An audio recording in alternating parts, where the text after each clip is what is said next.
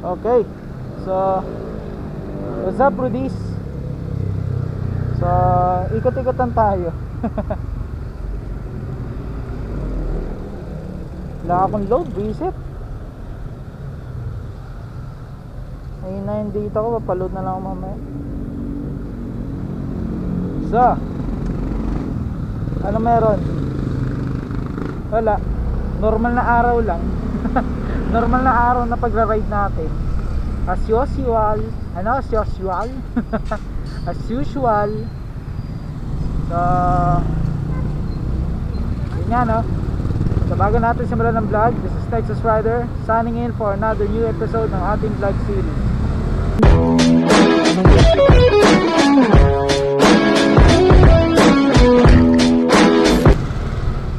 Yeah. Sana hindi na ako marunong sumingit sa kaliwa. Hindi na ako marunong makaliwa. Mabait na ako eh. Gago. So ayun nga, no, Rudies. Ikot-ikotan tayo kasi wala akong magawa sa bahay. Saka it's been 3 days or 4 days simula nung nag-propose tayo. Wala eh, lutang kami parehas eh. Kahit ako nalutang sa ginawa ko eh. Pero yun nga, no, off topic muna tayo sa proposal. Kasi tapos naman na. So may nagtanong kasi sa akin. Sabi sa akin eh, madali lang daw bang kumuha ng trabaho o madali lang daw bang maghanap ng trabaho? Well, simple lang ang sinagot ko. Depende yan sa trabaho, kung ano ka ba, interesado ka ba sa trabaho na yon, diba?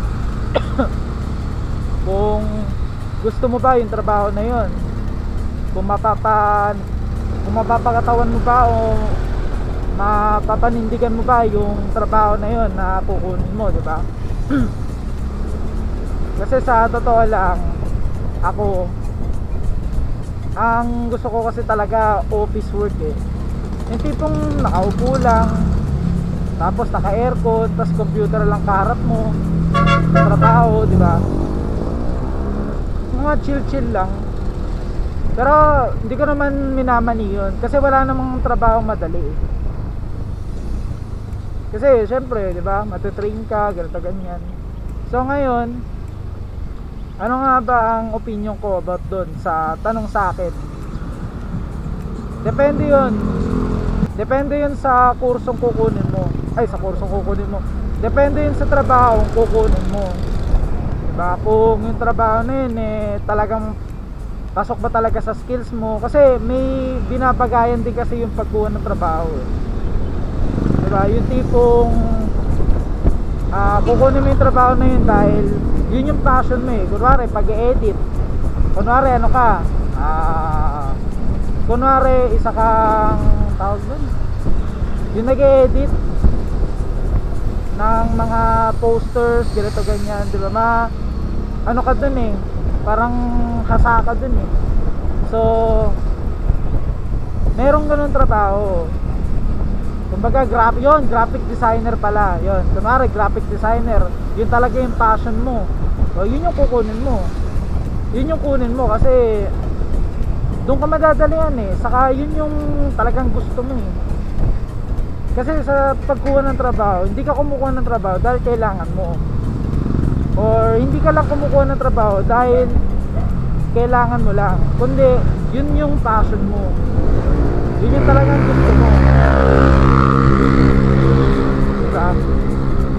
Naunahan na ako ng mga kaparat ko ah. Hindi ako makasingit eh.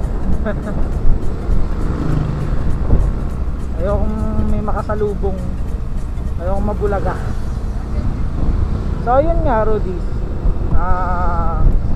hindi ka lang kumukuha ng trabaho dahil kailangan mo. Dahil kailangan mo lang na mag-ipon, kumita, diba?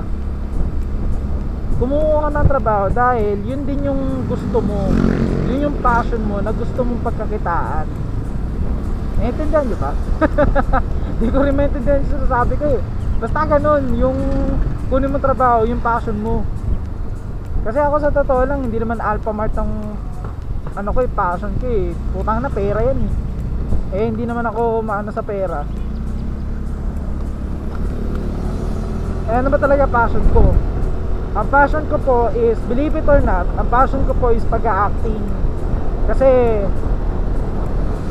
kung dati kasi dati sumali ako sa theater, pero hindi talaga ako pag theater. Gusto ko kasi yung pagka mag-acting ako nasa camera, parang filming type.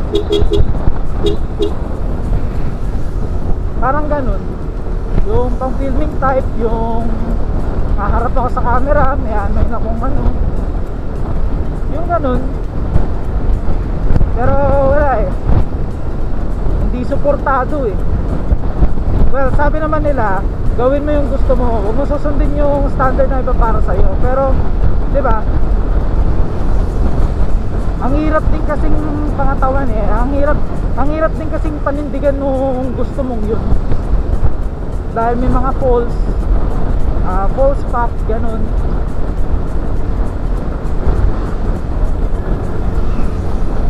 Pero ayun, takina mo ayop.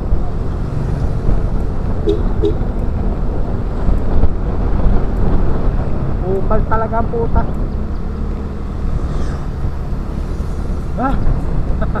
So yun nga Rodis, ang ideal ko ngayon is pang office. Kaso bihira kahit call center lang man ba. Kaso bihira na talaga yung mga ganong trabaho.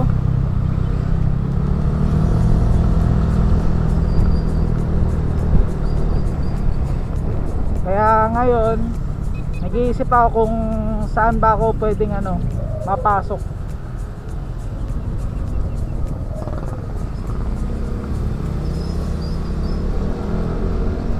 Kasi sa totoo lang, gusto ko talaga kasi aircon Gusto ko yung aircon na trabaho.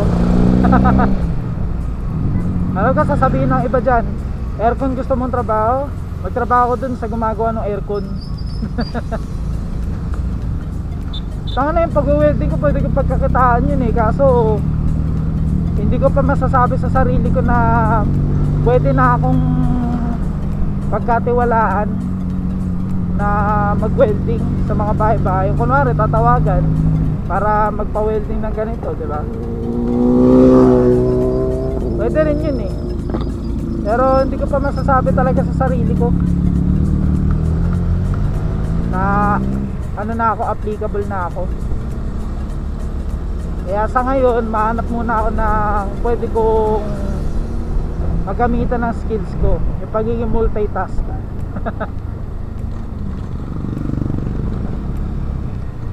Sa ako nasasabihin sa inyo, or baka hindi ko na talaga sabihin.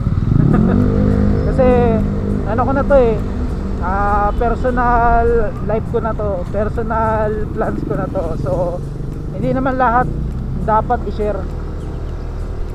So ayun, wala, na-share ko lang. Na-share ko lang tong thoughts ko. Share ko lang yung plano ko talaga, yung gusto ko talaga trabaho. So ayun, sabihin nyo na maarte, sabihin nyo na parang ang choosy ko, pero yun talaga yung plano ko guys, pang office work. Kahit lang lang man ba, kahit na call center lang man ba, kaso wala talagang ganun bihira na, or konti na lang yung mga ganun trabaho.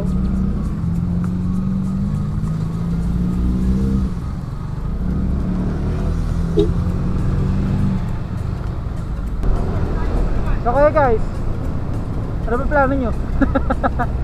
Basta ako, hindi naman ako susuko kasi though alam ko napakahirap maghanap ng trabaho dito sa Pinas, pero kung magpeperso ka talaga, pipeperso mo talaga yung mong yun,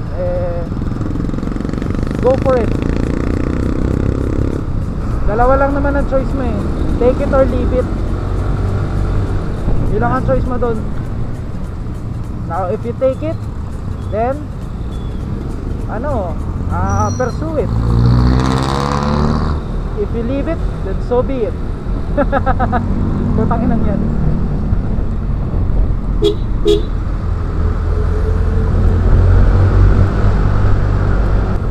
So yun lang, Rudies, na-share ko lang naman. At nagkikit-ikot na rin ako kasi na-miss ko lang talaga mag-ride. Dami pa kayo kwento sa inyo, dami pa ako share sa inyo. Antayin nyo lang. So yun lang naman, Rudies, maraming salamat sa panonood. Laging tatandaan, we use the road, we rule the road. Nexus Rider, signing off. Nexus Rider, now you're there. Rule the road, ultra core. Nexus sunny, no fix, no filters, pure truths. Windows down, the windscreens are hidden manifestations. Kahit saan sulok po bomba lang, kahit saan dalhin through the stars.